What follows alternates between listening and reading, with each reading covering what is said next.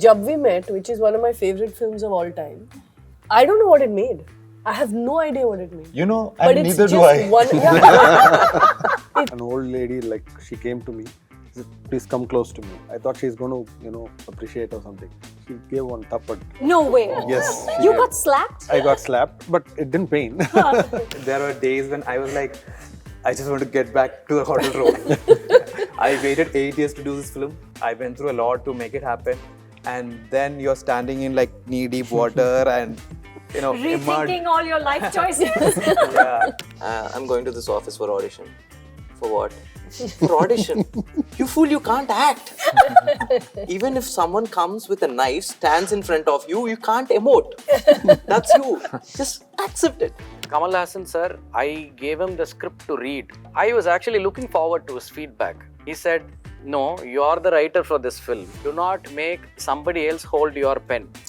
You just go make the film that you set out to make. I've really enjoyed working with producers. Like, they have their own ways and they have their own wisdom. Yeah. Because the money is theirs, right? So they don't want to win an argument but lose the money. That's not why they have become producers. That's right. That's more the director thing to do. Hi, I'm Anupama Chopra, and you're watching the Hollywood Reporter India's Directors Roundtable 2024, brought to you by Vedika Himalayan Spring Water. On the roundtable today, we've got Kiran Rao for Lapata Ladies, Imtiaz Ali for Chamkila, C. Prem Kumar for Meiyazhagan, Christo Tomy for Ullaraka, Venky Atluri for Lucky Bhaskar, and Rajkumar Periasamy for Amaran.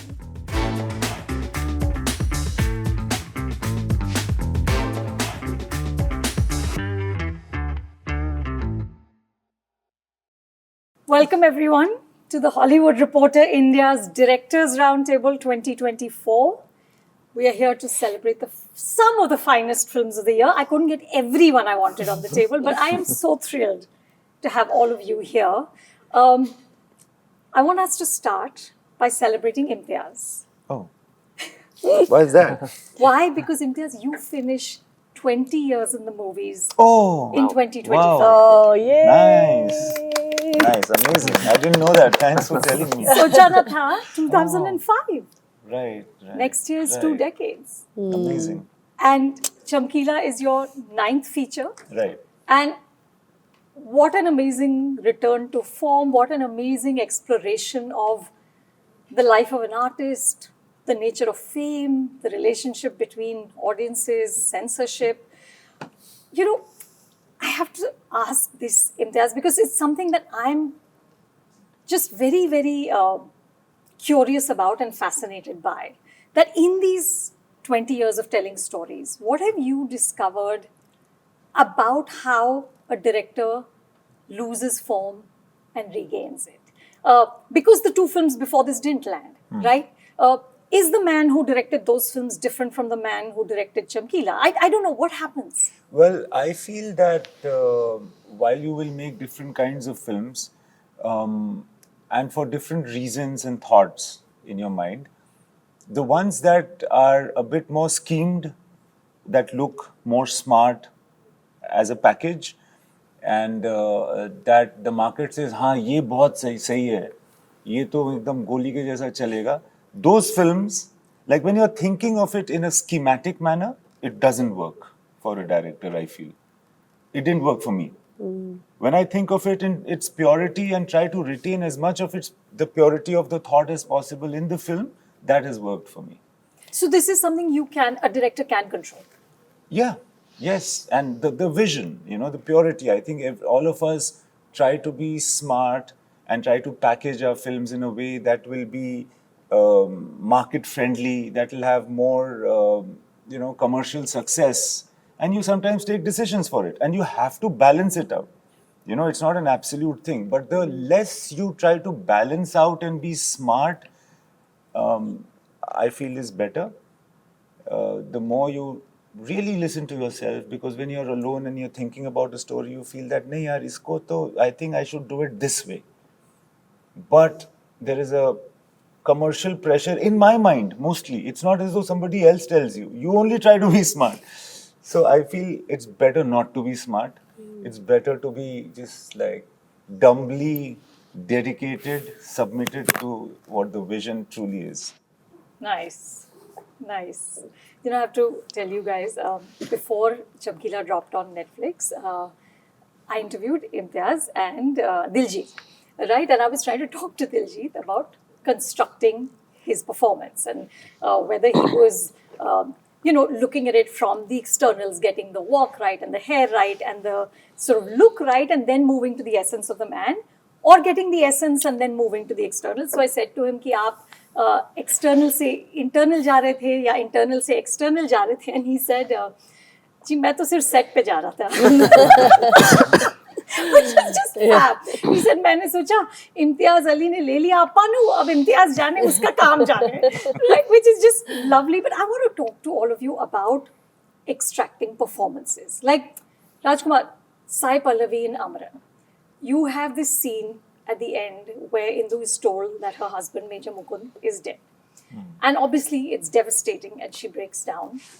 But it's not that pretty cinematic crying. It's like a gut-wrenching scene. And what she did is just incredible. And you don't move the camera. You just stay on her. And her face is visibly getting red. And you can see that. And at one point, she touches her heart like it's a physical blow. What was your brief? The brief was actually all of that, what you see in that, it's already written on paper. So she goes through the script like a Bible, and she reads that, she imbibes the entire scene. And that was actually a very ordinary day at shoot before preparing for that scene. But when we went there, we had 3 takes of it. The first take is the one that we see. So the first take was the best take. And if you notice, there's also some, there is some focus issue in the shot. We have tried to push as much as possible in the DI, and we have retained that take, the okay take, the take that made me happy. I mean, all 3 takes are good. Still, we went with the first take because that was immediately after the brief.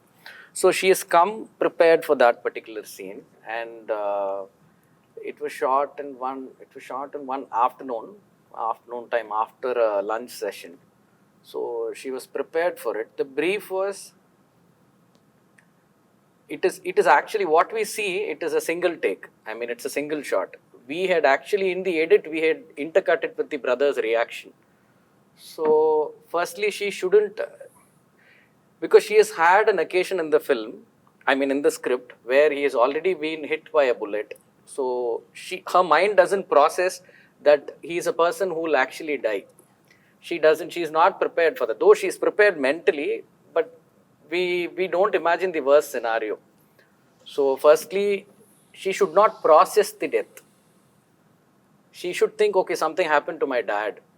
Okay, now that's not the case. Okay, he said, so what? So what? Let me go fetch my keys. He'll be admitted in some hospital. So then she goes and calls. She doesn't believe. She feels he is immortal. And after making the call also, she doesn't realize. Then after attempting for the second time to that person, then she realizes, okay, now it's true. And so it's about realizing. It's about realizing a lot of things. Then she realizes that he's not coming back. He's actually dead. So she breaks down and she sits. After sitting, she has to again realize, okay, I'm not supposed to cry. Yeah. Oh, no, she's made that promise. Yeah. Yes. I'm not supposed to cry. Yeah. I'm not able to control my tears. And now it's coming out from my system. What do I do? Oh, this guy is watching. Though he's my brother, he's watching. No, I'm not supposed to cry. And then she controls. So then she lets out that last drop of tear. Then she composes herself. So this is what is written in the actual scene. So you had paper written all also. the beats in your script. Yes, ma'am. Yes. For action and emotions, yes, always. Well, listen, all the audience, I saw it in a theatre. I saw the Tamil version with English subs, and like everyone was just weeping. And this is an end we know. It's based on a real life story. We knew what was going to happen, and it was just gut-wrenching. Thank you, ma'am. Yeah. When we have great performers like Sai Pallavi, I think the work gets easier. It is just about placing the camera and capture their performance emotions. Yeah. Yeah. And firstly, I think I should have started my speech with it, but since the question was thrown, I had to answer for it. It feels I'm very excited to be in the same panel as where Imtiaz Ali sir is here. Okay. Of course, Kiran ma'am. Yes. So we have seen great performances in his films, be it Rockstar, be it Tamasha, be it Highway, and Love Aajkal. So many films. Yes, sir. We are all huge fans of your work. Of course, everyone would agree. Thank you. Yes, sir. Even your latest series, which you produced, I think, She. Yeah. Even that was Thank brilliant. you. Thank you. Thank you so Performances wise and also Thank you. screenplay. Everything was very nice. Thank you. Thank you, ma'am. for Is this having the us all part here. of the 20-year celebration? It is. We're kicking it off here. Thank you, Raj. Of course, Kiran ma'am's Lapta Ladies this year and Dhobi Ghat. I've liked both the films. Yeah. I'm very glad to have met her here. Venky, you started as an actor. Ha! So he tells this very funny story in an interview about how, the first film came easily as an actor and he did it, but it didn't do well, right? It tanked. It tanked. It just ran for one show. I still remember. Oh dear. Just one show. Just one show. Oh, wow. But what killed me was that you said that I couldn't make peace with it. I was really like, whatever, not acknowledging that it had tanked. And he said his father said to him, "You fool, you can't act." God bless Indian parents. Yeah. I still remember that day. I have not made peace with the film's result, and I was still pursuing. I was still doing those auditions and everything. And slowly, after a week or two, he came and asked, "What are you doing?" "I'm going to this office for audition." "For what?" "For audition." "You fool! You can't act. Even if someone comes with a knife, stands in front of you, you can't emote. That's you. Just accept it." So here's my question. It's amazing that you can't actually do this, right? Yes. But you can extract a performance from somebody else. And of course, Dulquer is a very fine actor. But what you had him do in Lucky Bhaskar was, it's a tightrope act, right? He has to be charming. He's still doing illegal things. But we're rooting for him. And at one point, he's also not a very nice man. He becomes arrogant. He becomes difficult. He's rude. He's nasty. But we're still rooting for him till the end. What was the skill of kind of getting that out of him? So basically, there's one scene in the first half where he almost loses everything, and he almost loses the job that he's he's feeding his family with. So that's when he'll just go on, tries to catch the boss's feet. And at that point, I could see the auditorium, connect with the character. And from that point, I think audience have started rooting for him.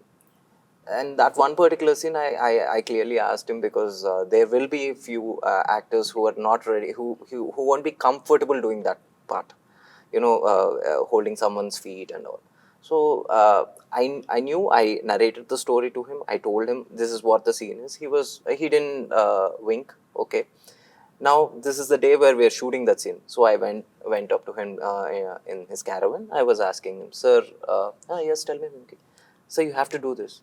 Is that okay, or should I?" No. Are you mad? I love that. I'll do that. And that's when it just gave me a relief. And when he was doing it, the cameraman, the whole unit, even the actors who were behind him, they were like feeling for this character. And after he does that, he comes back and looks at the whole office, staring at him. That's when he loses respect. That's when he feels ashamed. Okay, this is the lowest point of his life. And he just goes into the washroom, washes everything away. He comes back into the office with a smiling face. That actually shows how a middle class man's life is. No matter how much you struggle on that particular moment, or in that particular moment, you just have to put up that smiling face, because you have a family to feed. Yeah. So I think that's what really worked for the film. I also want to talk a little bit about how you find the rhythm of a film. Kiran, you've talked about how at the beginning, because you hadn't directed a comedy before, you were sort of not being able to get the exact rhythm of Lapata, right? And you said that the first few test screenings were actually Not very good. yeah, they were not very good. And then you and the editor, Jabin Merchant, sat and reworked it all. What is the rhythm of a film and how does a director know when you found it? It's hard to say until you actually sort of watch it with an audience. I really feel it gives you a really great sense of what's working and what's not, especially because all of us want to release our films in cinemas and for audiences. We are not making necessarily just artistic films that we want to take only to festivals, for instance. So it gives you a great insight into when, when people begin to move, when they're not laughing at a great joke, and also just the rhythm of being able to watch something yourself sitting in an audience. You begin to see, patterns, like you feel, when your pace is slowing down. So actually, focus group or test screenings really helped us arrive at the right, rhythm, find the actually the humor in the film, because at the end of the day, it took literally chopping out the first 5 minutes of the film for it to actually feel like a comedy at all. Because on paper it worked great the way we had written it, but in the edit, no matter how tightly we cut the first 10 minutes, it just didn't feel like a comedy. It didn't settle into a kind of a lighter, more pacey, more happy vibe. And we had the benefit and luxury of testing it. I think that really helps. It also means killing lots of darlings. I was really sad because there was a whole song that we had to cut out of the first 10 minutes.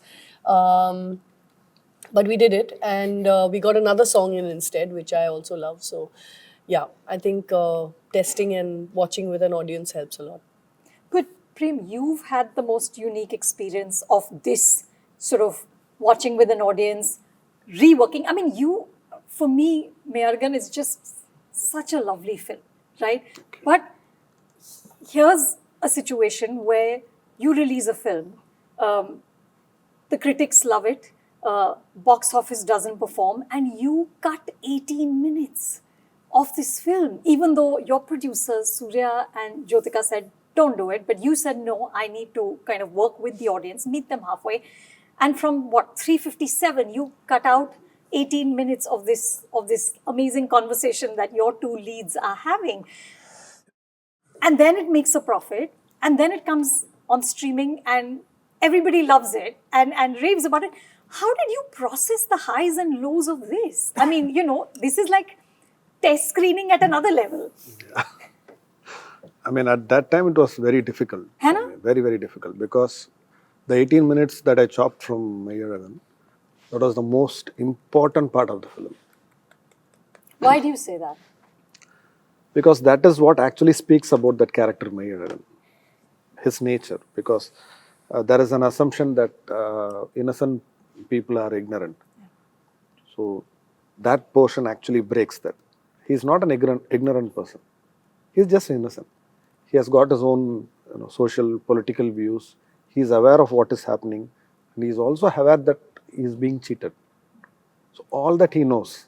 So that irony I wanted to prove in those scenes. But that scene, be it the social or political message that it spoke about, actually people couldn't connect. That is what, at least I assume, that is what came under slight criticism from even reviewers. And in the first 3 days, Actually, I don't know if he would say that.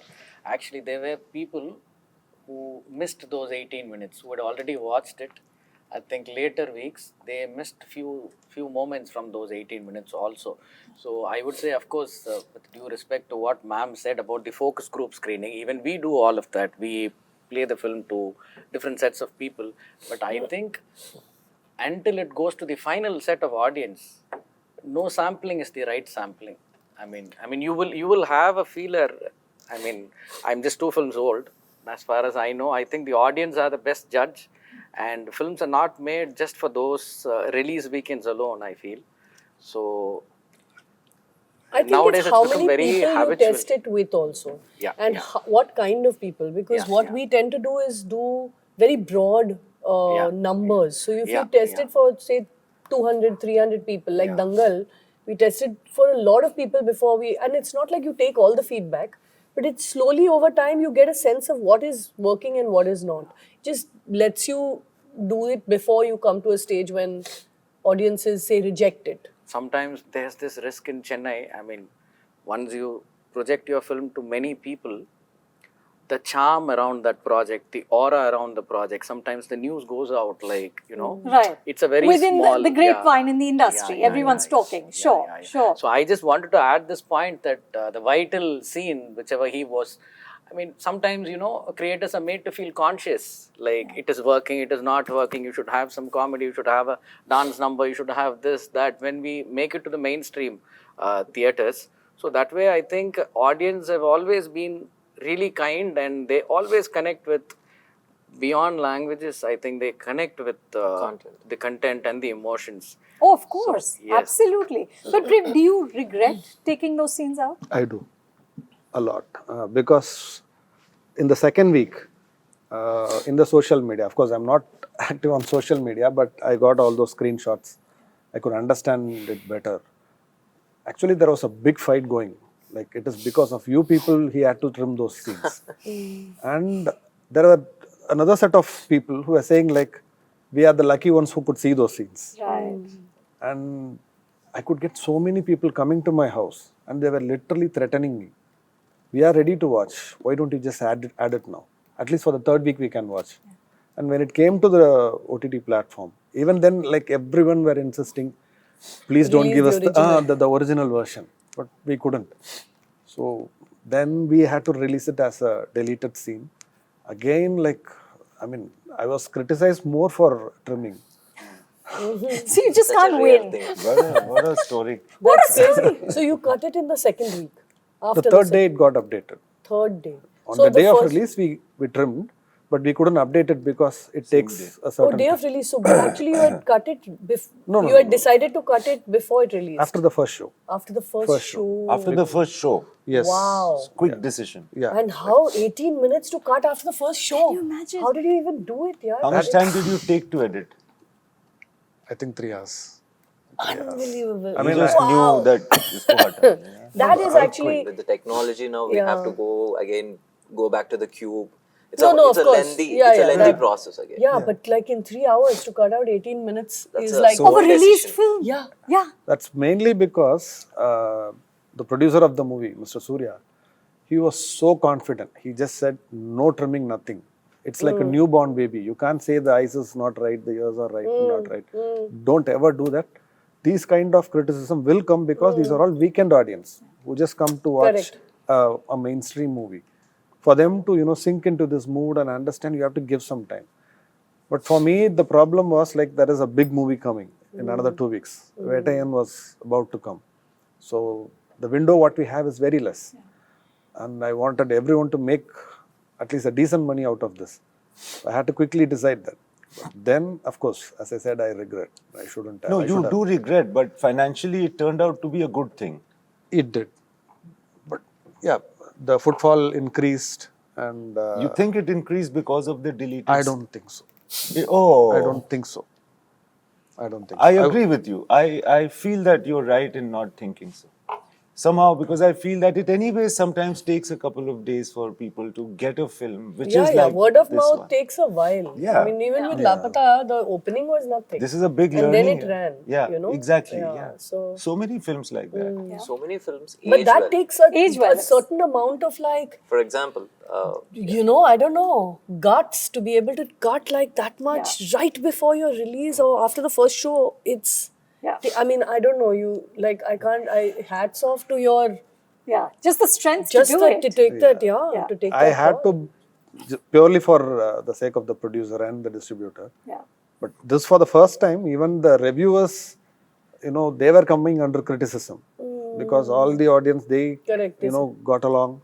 And they were saying, it is because of you I didn't watch it in the theatres.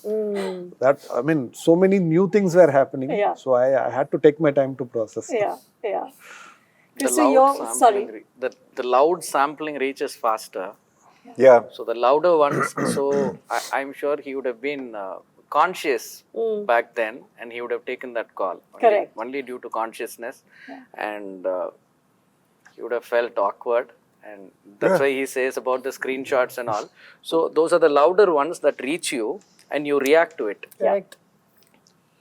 This is also a case in point that too much strategy sometimes doesn't work. True. You just have to go into the film and see what it is saying Finally, and it's- just like believe it for whatever it becomes. It becomes your instinct as a Yeah. storyteller. Totally. You know, you have to feel like this Most is of the what I people wanted would to have tell, loved it and this they is would what have walked away works silently. For you. for me. Yeah. I mean, you know, beyond a point, you are also your best audience, right? Yes. At the end of the day. Yes. Yeah. And the sensible audience, they don't put out their opinion on the social media. Correct. They remain silent. Yeah. And even those, actually, on the third week, they called me and they, they started doing GPay. That, sorry, I couldn't watch it in the theaters. Oh my Send it God. to the producer. Listen, that's This too happened. good. This That's happened. amazing. Yay, this hoti hai happens. audience Super bhai. gesture.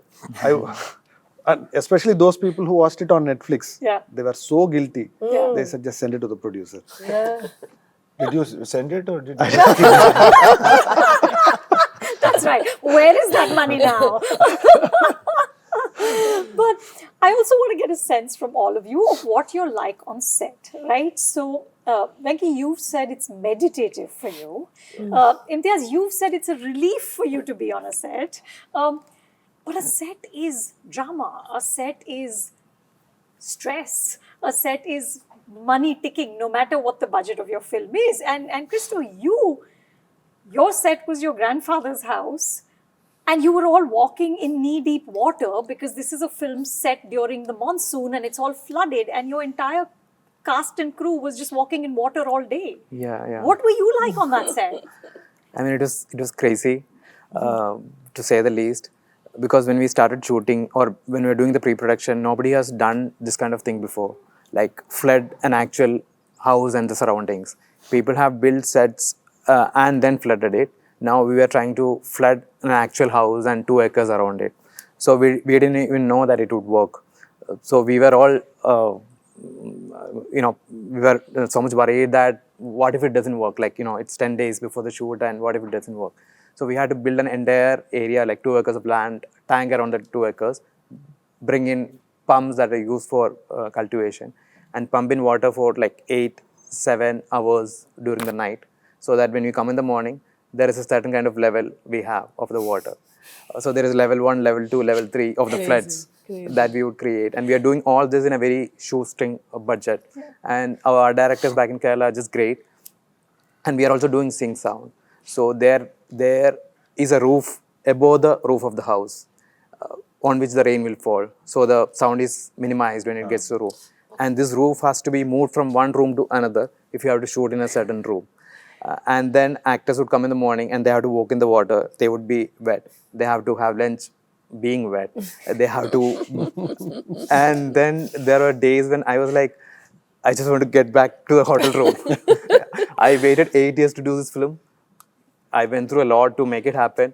And then you're standing in like knee-deep water and, Rethinking all your life choices. yeah, and your mother's house, which I've grown up in. I loved that house. That is my favorite place in the world. Like, there is a backyard which I would go and spend like hours doing nothing. And that house was crumbling. It was getting leaked, roof was falling over, and I just couldn't, I just couldn't. That's one thing I learned, that never shoot in your house, especially when it's a flooded sequence that you have to shoot. And I think, but one thing that added authenticity to it is that we were shooting in a real place. We are really flooding it, and that place gets flooded a lot. It floods like 4 or 5 times a year. So I think that kind of inspired the actors also. So after shooting a few scenes in the house, they would say that let's go outside, let's be in the flood, let's shoot there. But the problem is that it takes 10x the time to set up something in the water that you're doing in land. To move one camera from here to there takes so much of time. Before setting up a crane, you have to think so many times and figure out the angle. figure out a lot of things, because shifting that jeep from there would take your entire day.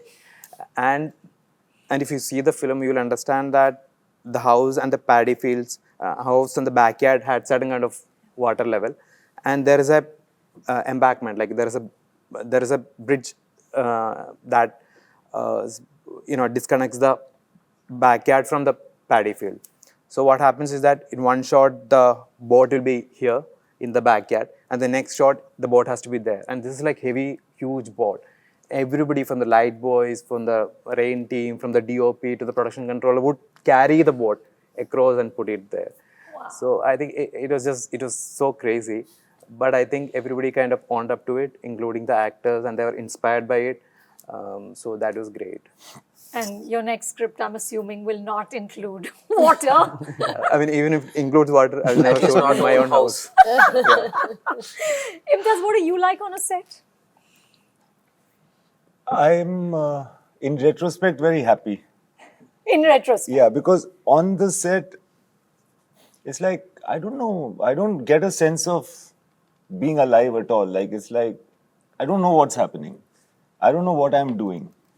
I do, before going on every day on the set, there is a little time where I feel, what am I going to do? I don't know anything. There is that insecurity. Even now? Yeah. 20 years later, there is that, it's like that actor. I used to be an actor on stage, and since we are on a stage, I remember myself standing on the wings just before entry, and I know all my lines. And I know that I have to enter at a queue, but just before that, I feel I've forgotten everything. And time has become very slow. That line is not coming, or it's coming too fast, that's my cue. Similar experience getting onto a set as a director. There's a little time where you feel, I don't know anything. Kya shot tha, kya angle tha.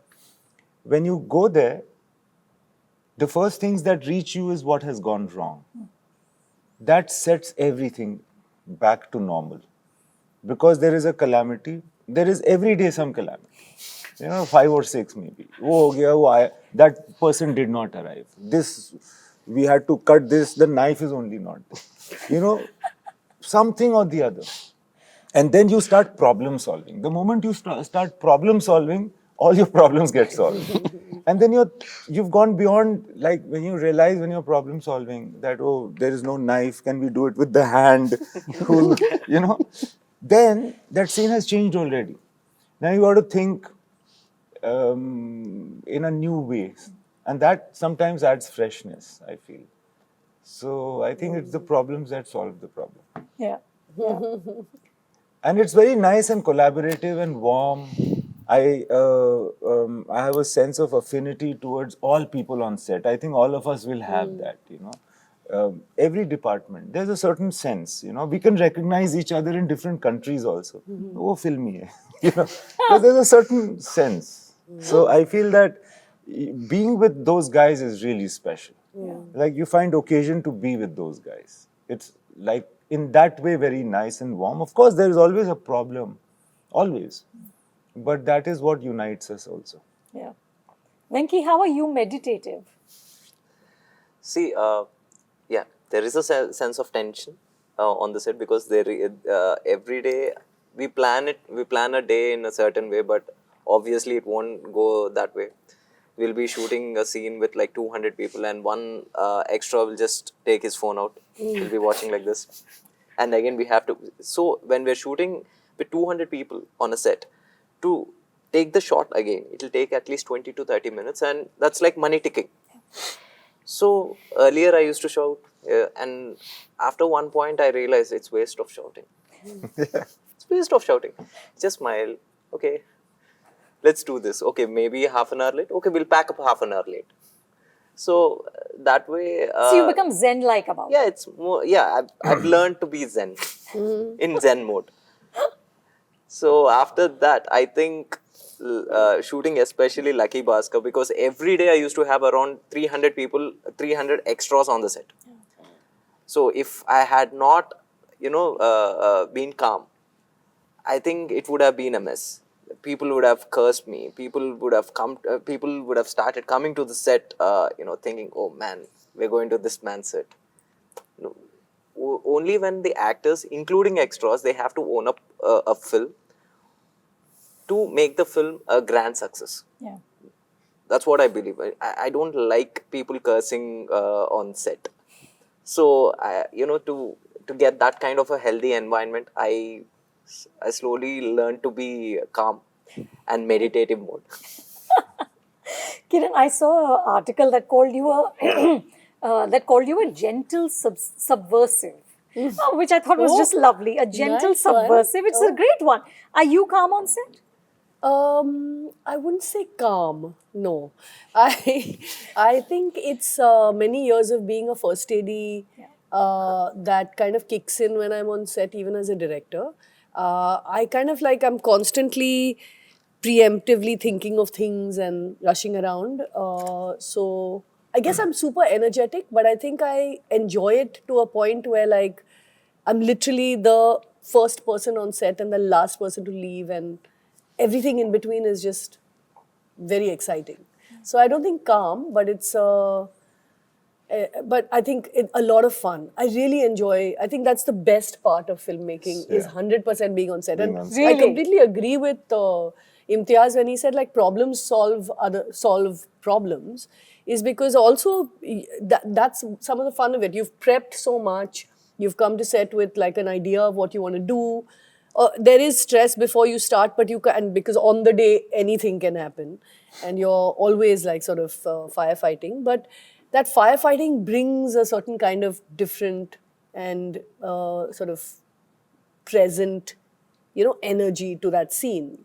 Anything that you would have imagined would be different than the day and the performance and how that person is looking in that light, and Yeah. it's the momentary sort of magic of being amongst, again, your colleagues, again, most of us shooting on real locations, so how that affects us. It just adds so much magic that you just have to, I guess, be open to it, and that's what I really love about it. So I am, there is that low level of stress for all of us. The clock is always ticking. Like he said, like extras, and we were shooting during COVID with 200 extras on a train station. It was just with live trains going by us. So, there's always stress, but it's also really fun and exciting. So I think on set, I'm just super energetic. Rajkumar, for you, you shot some very elaborate action sequences. Yeah. For me, firstly, deep down, I'm very happy to be on a set because because that's what we all dream of. Today, the scene is going to come to life. So deep down, I'm very happy. But the layers above, that is only visible stress and anger, but we don't take it out on anybody. So I think that Why is there anger? I think that is because the time is always ticking. I even thought of who formulated these rules, who came up with the call times and the backup time. Sometimes you always and we cannot reshoot. I mean, I don't have the habit of reshooting anything. I always believe, okay, you wrote something for so many years, it was there on paper. Now today is the day that you're going to witness this scene, and. So we have great performers, of course, Shiva Karthikeyan, Sai Pallavi, Rahul Bose, sir, and Bhuvan Arora. So many actors and so many extras every day. So we are going to witness the scene that day. No matter how much we have prepared, how much they have read the lines, but still what happens that day, that is how the scene is. So that's the actual scene. Even I get to see the scene only that day. Though we have visualized it so many times, we have seen that film before, but still we get to see it only that particular day. And all of these people were also not professionals. We were shooting with the actual people. So such days, stress is inevitable on a film set. But the anger stays inside of Inside, because I don't take it out on anybody. You're just swearing internally. Yes. I think that is where the meditative thing and all comes. We turn very spiritual. We pray a lot before every take. I used to pray a lot. Because I used to literally pray a lot. Okay, come on, God, please. because our emotions Because most of my shoot happened in December. So the light will always be an issue. So I can only shoot till 5. But it is actually meditative, I agree, in the way that you have to, you're so present in that moment you can't be thinking about anything else when it's happening. It just, you will not get what you want, you know, That's unless amazing.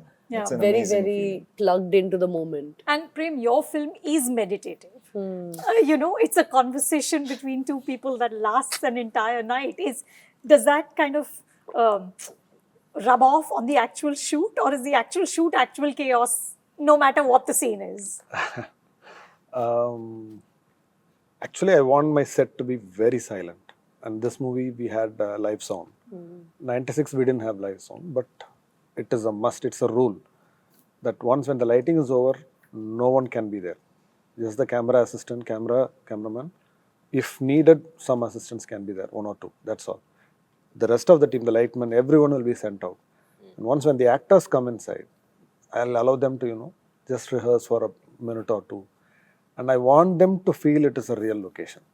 And even if it is a set, I make it a point it is not made out of plywood or plaster of Paris. Like in Meiyazhagan, we had a well, Yeah. and we had another extension of the house and all. It is actually constructed because when they touch, they should feel the real wall. When they sit on it, they should feel it real. So we actually constructed it. And that impacts on the performance actually. They don't feel it is, it's a artificial thing. And I had 2 of the finest actors and they gave their best actually. They did. Both of them were so lovely. And it helped actually. And otherwise, sometimes, you know, you have all those lightmen and everyone like holding the thermocol and getting really close, having eye contact with them. Those things are not allowed. And no one can shout. If they have to give instructions, they have to use the walkie or just get close and tell, even if they want to make some final changes. So I kind of maintain that. And for me, it is very personal. Filmmaking is very, very personal for me. It is not professional at all. So most of them who are working with me, they are like friends for 20 years, 10 years. So no one in the set calls me sir or anything. So it's either like Anna or something like that. Yeah. So it's very personal. So we keep it that way. So that's how it is. And yes, once in a while when people don't realize what we are doing there, because it's not something that's happening for that moment. For me to come there, it has taken like 20 years. For the actors, even more. And it's a huge thing. What is happening there is a confluence of so many dreams. And when people don't take it seriously, it's not just shouting at them or getting angry. I make them do that. If they disturb the actors, I make them, you know, hold the scene paper and read it at least. Then they will feel the difficulty of how you know, intense it is to deliver something like You've that. actually done it? I keep doing it. Amazing. So that's it, because they feel it's like they are taking crores of money, they should do it again. What's the That's problem? right. That mentality is there. But once when they come before the camera or, you know, sit there and judge, make some decisions, they feel the seriousness. All the wannabe actors in the crew will deliberately make mistakes. I get a chance to get a chance. audition for sir. Prem sir will cast me in the next one. He's doing pretty well.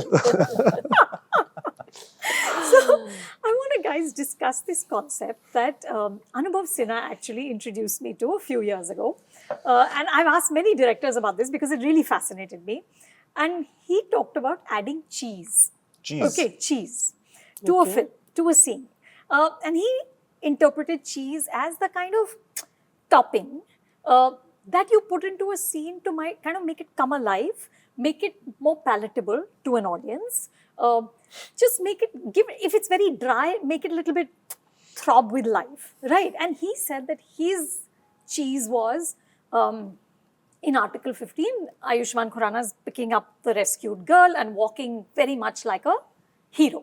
Or the kind of very fiery dialogue in Mulk, in the court scenes. That is the cheese, right? You don't need it, but you add it.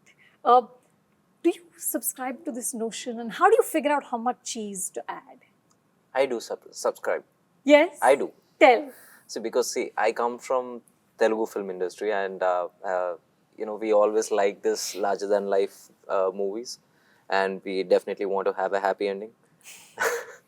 So when it comes to, you know, adding that cheese factor, you see in every Telugu film or even my films, you have this. For example, in Vati, there is this one scene where Dhanush sir will be walking out of the village. So he'll be abandoned from the village. Now he's walking out of the village, and it's burning sun, and he doesn't even have Slippers. yes, he doesn't even have slippers. Yeah.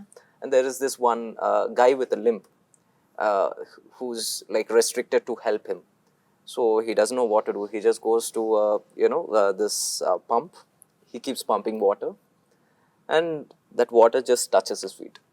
So that's what I call the cheese. Right.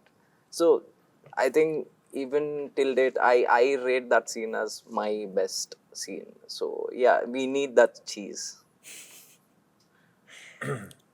Imtiaz, where do you stand on this? Because you just said that you can't be smart, like you can't be deliberate. Yeah. But I meant more in terms of me trying to be a market wizard. Sure.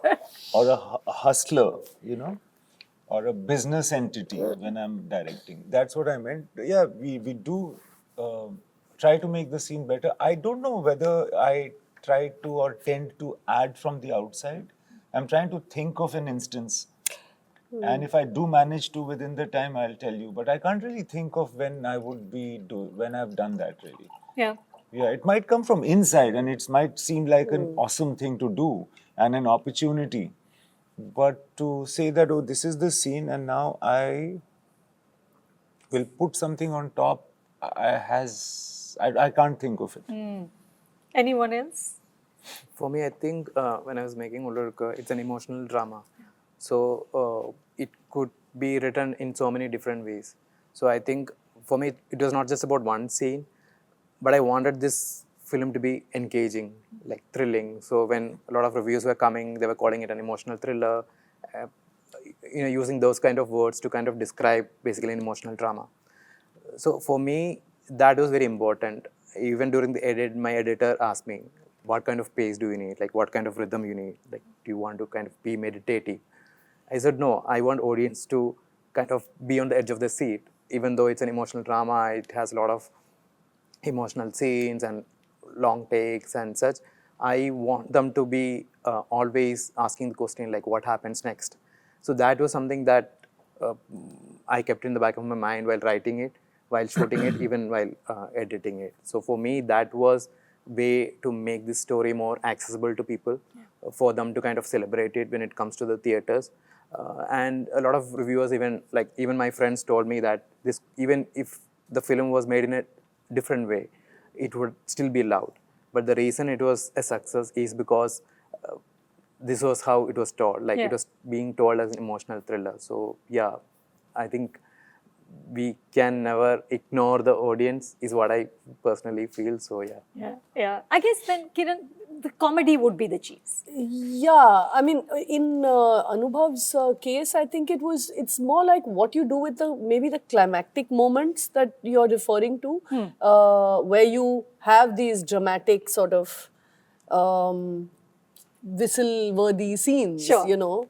And for me, actually, the one point at which I struggled a little bit with it, because cheese is not my thing at all. But, there's a scene in which Jaya kind of comes clean about who she is and what she does. And Sneha had written these really whistle-worthy lines, lots of them. And it was beautifully written. And honestly, when we were editing it, I actually reduced some of the cheese. Why? Because it just felt like... layered on. It just felt heavy-handed. Yeah. I wanted the tone of the film was really... While it was an outlandish plot, really believable and realistic. I mean, these things, this has happened now. If you buy the plot, this is what is happening thereafter, right? And if she's kind of getting a chance to explain what her intentions were, what her motives were in kind of coming and staying in that house. And it needed to feel like a girl just actually telling her story. Yeah.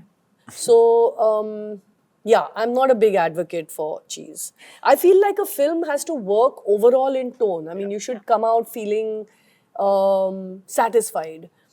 and not like, oh, something is just, there, which is, not really Organic. not organic, not needed in the film. That's kind of what I feel. Now, Kiran, you of course worked with writers, but I think the rest of you have either written the films yourselves or co-written them, right? And Prem, you said your writing process is, I mean, it sounds, can I just say, a little nuts? Because you said that otherwise you're sort of obsessive about bathing. Right, and you bathing, right? And you bathe like 3-4 times a day. But when you're writing, you forget to bathe, you forget to eat, you forget to sleep because you're serving the story. How long does this go on for? It depends. Like the last 2 scripts I finished within 20 days. 20 days? Yeah, that's the max I took. 96 was 18 days, Meiyazhagan was 14 days. But I write endlessly. I don't sleep. As I said, like I don't even bathe. For someone who has OCD, to be without bathing or washing hands, it's very difficult. But that's what writing does to me. And writing is very meditative for me. And for me, that's the most purest form of filmmaking. So that's where it starts. And I always feel like I'm chosen to write that, whatever.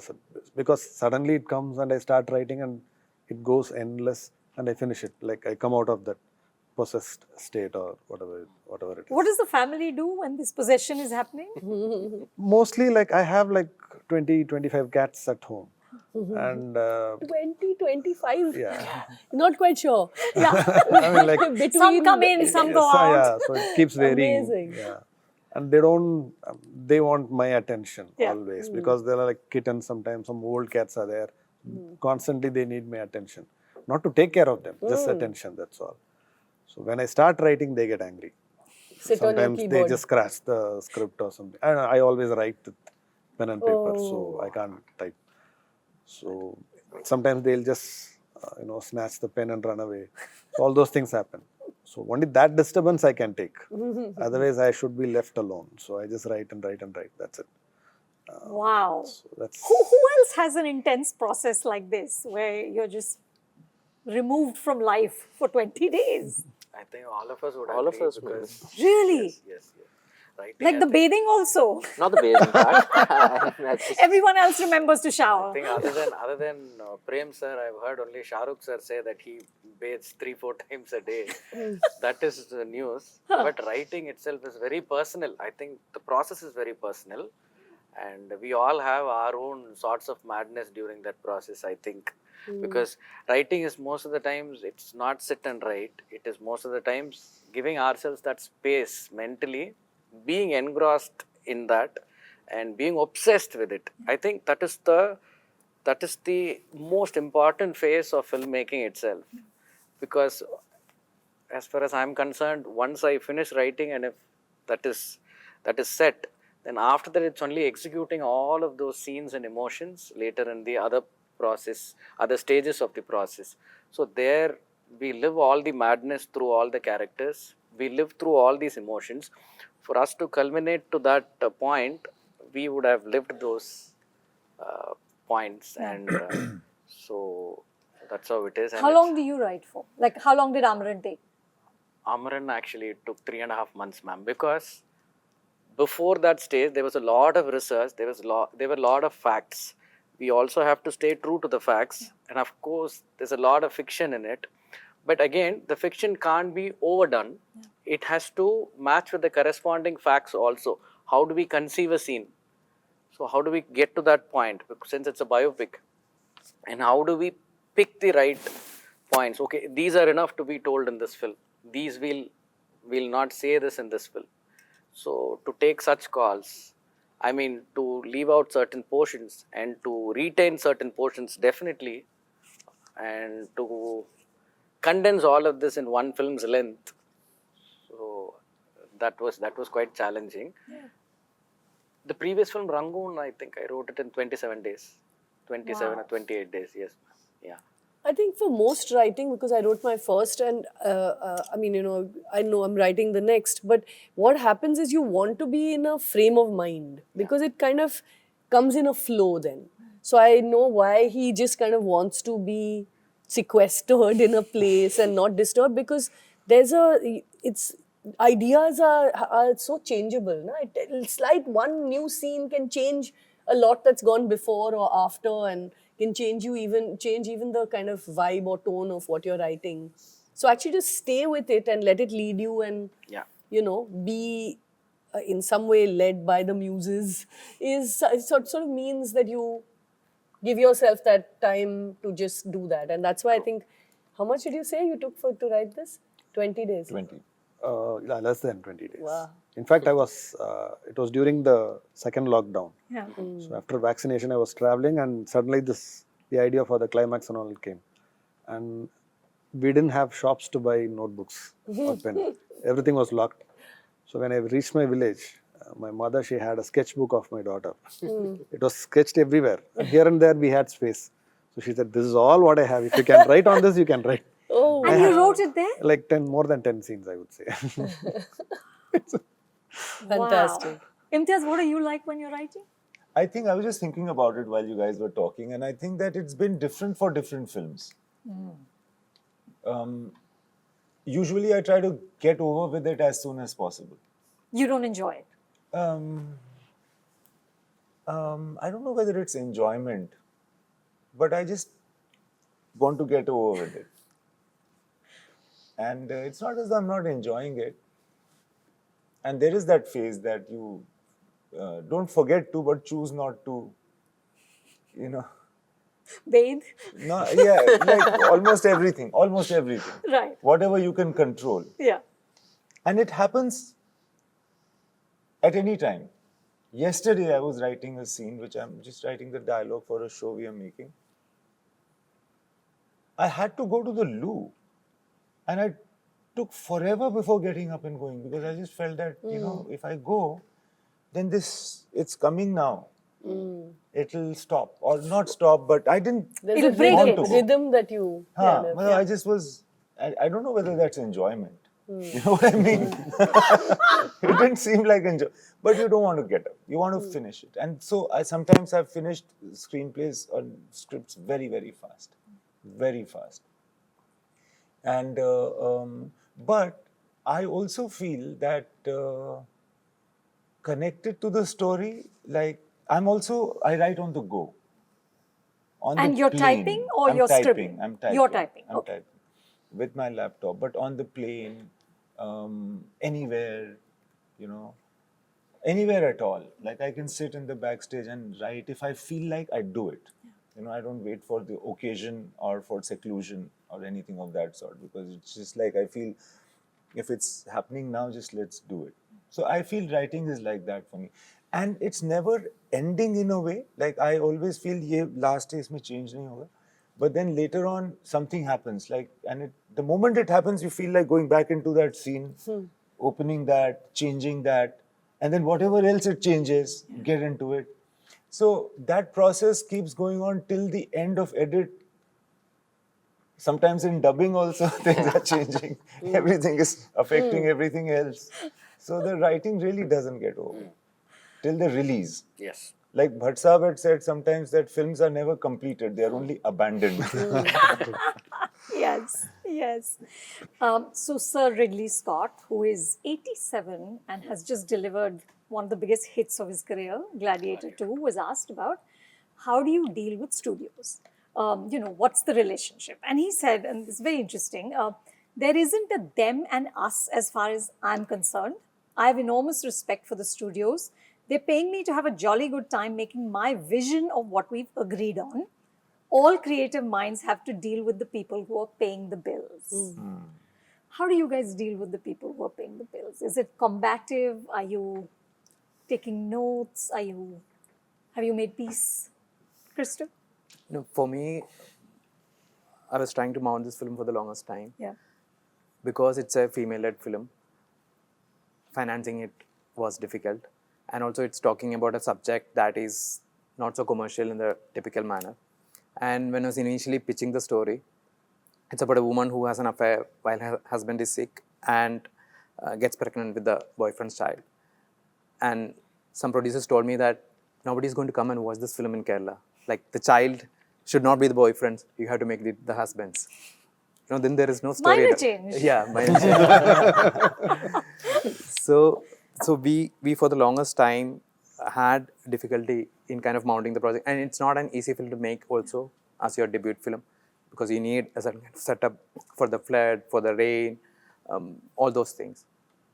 And when Hani and Abhishek came in, I think, and then This is Abhishek Chaubey. yeah, Abhishek Anit Chaubey, Rehan, who yeah, been- yeah, and RSVP who produced. and Ronnie yeah. Screwvala. When they came in, I think I got the best producers that I could get in the world. And I have to especially thank Ronnie for kind of supporting this film, because he had no need to come to Kerala and do this film. He was doing so well here. And they didn't know how the market works there. It's completely different in terms of here everything is more structured in terms of contracts and invoices and things like that. There people get scared away when you mention contracts or when you mention invoices. So I mean, it's a different set of rules there. So for them to kind of warm up to that and work according to that set of rules, which is completely alien to them, I think they were great. So on Ulurk, I have to say that I had the best producers in the world. But that's not always the case, right? Okay, don't give me names, but what's the worst note the guy paying the bill has ever said to you? Like, what's a bad creative note any of you have gotten? I think my producers or people who have paid the check have been very kind to me. Yeah? Yeah, very, very. No creative meddling. I'm sure there was. They try to be.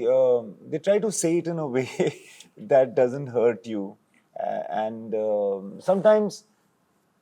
But I have not really faced this problem, really, and I was really, from outside, I had no idea about filmmaking when I started.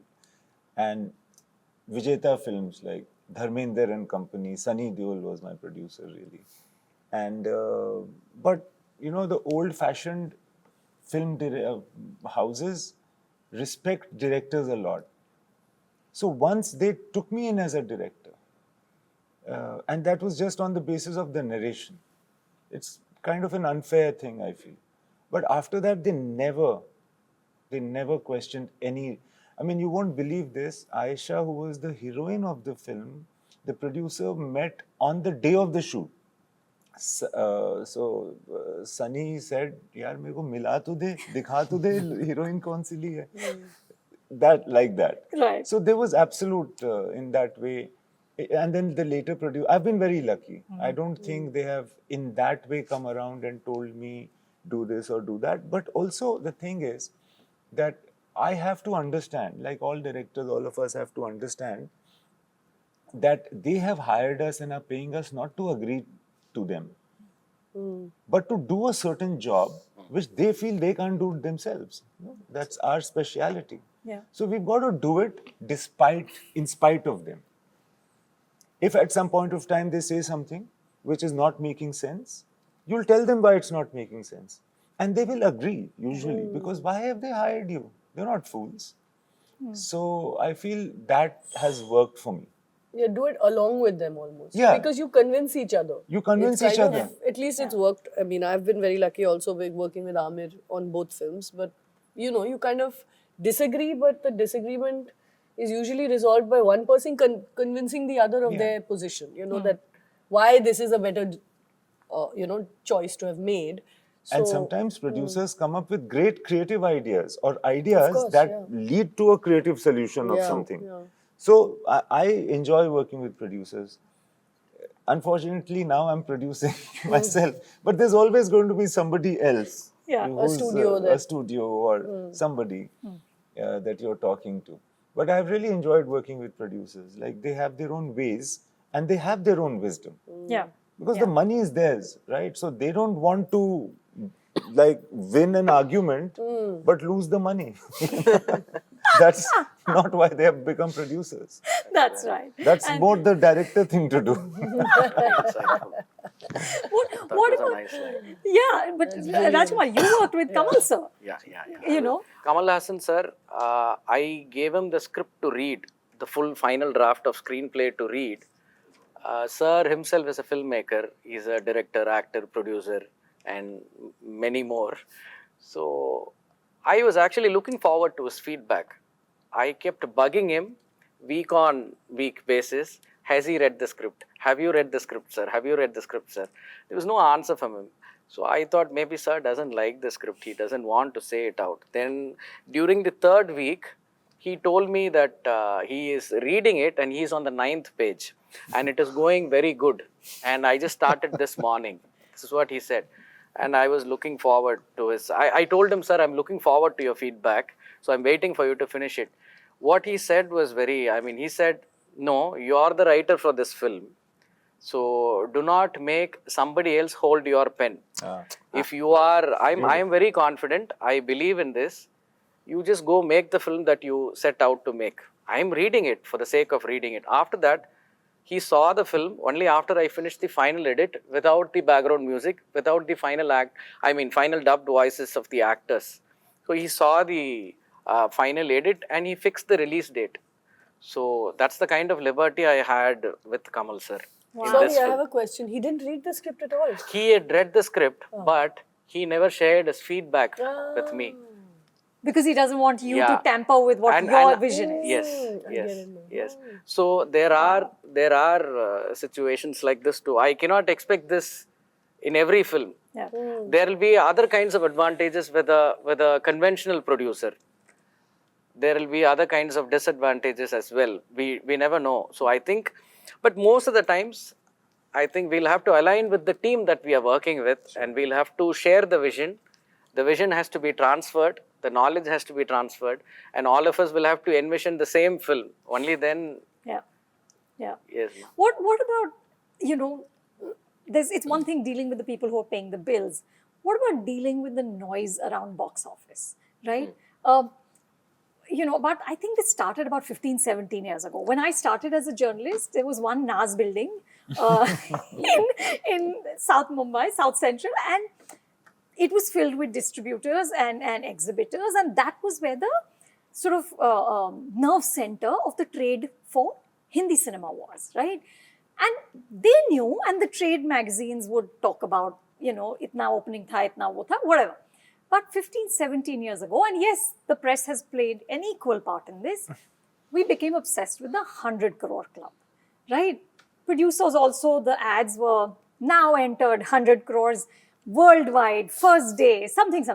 Now we're at 1,000 crores. Pushpa 2 is at 1,000 crores. I don't know, is that something any of you pay attention to? And how do you work with that figure? What happens? What do you do? Prem? I mean, for me, it doesn't make any difference actually, because you're not paying attention to it. Not at all.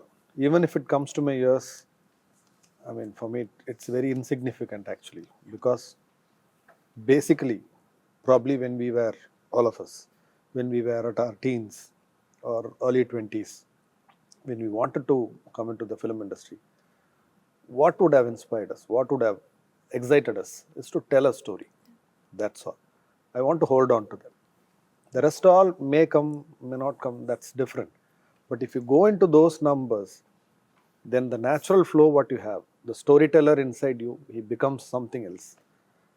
Then probably when you are like in the retiring stage, when you look back, you would have made a lot of bad movies.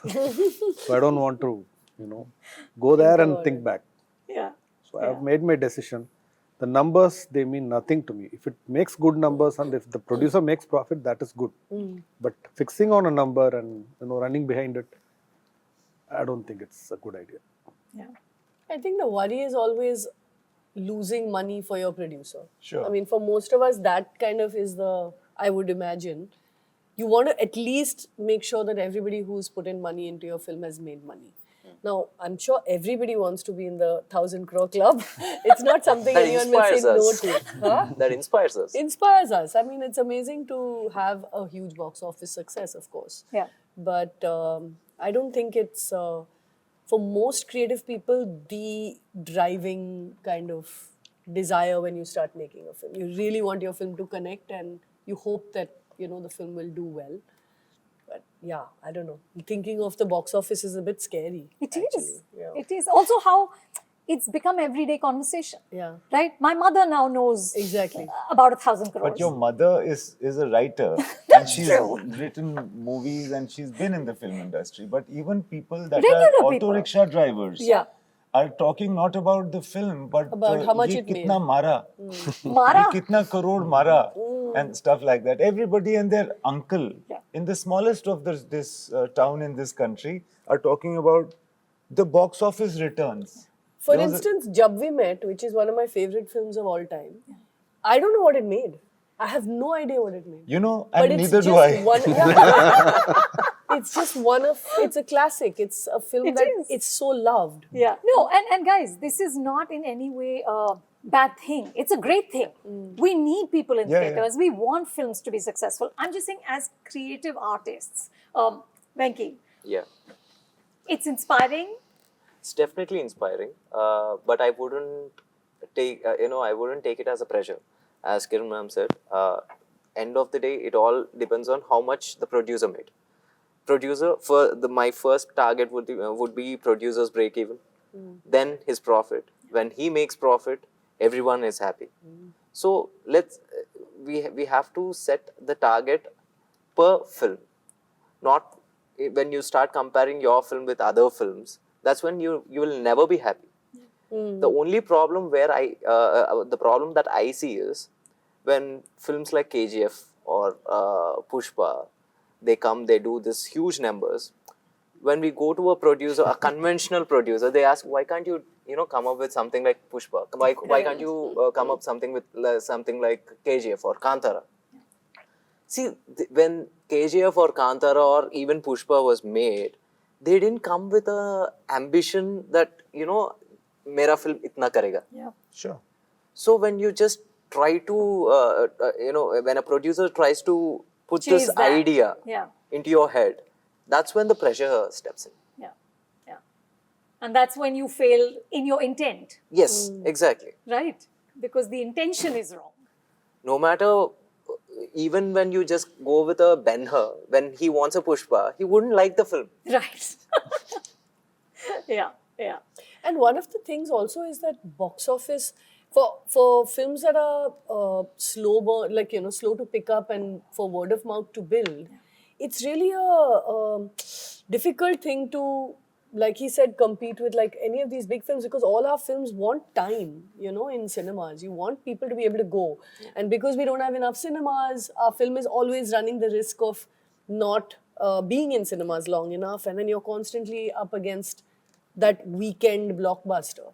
So for directors, it's a bit of a pressure. I mean, honestly, like this idea that why can't you make a Kantara or something is because even producers think that that first week is when they're going to actually make any money. After that, your share falls. Yeah. They don't make as much, even if your film ours ran a long time, but we made not much because it doesn't come to you. So it's a tricky thing, especially as directors. Yeah. You don't want to, you just want your people to be able to watch your film long term and not in just that first week. Yeah. Yeah. It's becoming a bit like share bazaar, like speculation and stocks and what will be the opening, how many. So it's that the business and the conversation of business is quite a lot. And what happens is that, actors, directors, people who have no business to think about all this feel that it's fashionable to say so. But we should always, I think we should always empathize with those small films which struggle to get made, which actually struggle to get to theaters. The kind of mindset that they all will be in, to fetch those 4 crores or 5 crores to get that film made, and then to find a releasing partner, distributor, and to finally make, sometimes they may get lost in these conversations. Absolutely. And finally we may end up facing a situation where we don't find those little precious gems which are directly from the heart. Yeah. So Exactly. I think that and it should not be told that, no, there is another platform for it. There's another medium for it. It's not that way. No, but not to say that the big film is not from the heart. Yeah. Absolutely. I feel that Pushpa 2, or I've not seen Pushpa 2 or Pushpa 1, but I feel that it must be from the heart No, if it it has comes from reached a the place hearts of of so absolute many. conviction. Yeah, Yeah. sure. Yeah. So, But there tends to be this sense that there's a certain thing that works, and then there's a pressure that, like he said, this formulaicness Yeah, that you want to sure. be, if you want to make that sort of big ticket blockbuster film, there's then a formula which, as directors, you don't really, you want to be telling stories that you Yeah. feel strongly about. So I think box office is just like a pressure. It feels like you don't really, you just want people to watch your film and have an opportunity to go. Yeah. And honestly, I've realized also ticket prices are just so forbidding for most people. Yeah, that's the true, one man. day That's in true. my first week when we, or the end of the first week, we made, it was Women's Day and we made it 99 rupees across the country. The theatres were full. Yeah, because all of us actually just want people to be able to watch our films. Yeah. I think more than ticket prices, it's the popcorn that's Yeah, forbidding killer. people. it's 425, 450 for popcorn, And 350 you for don't even ticket. have a small pack. You have to take that big pack. I don't know. I don't understand that Exactly. logic. I miss the days of like Yeah, simply that- packed potato exactly. chips in Giddy samosas. Galaxy Paper and packets. samosas. Yeah. And the fried pali. Yeah. espresso coffee. Indeed. Okay, I have one last question that I would love for all of you to answer. And Imtiaz, I would love to again start with you. Oh, What are you doing next?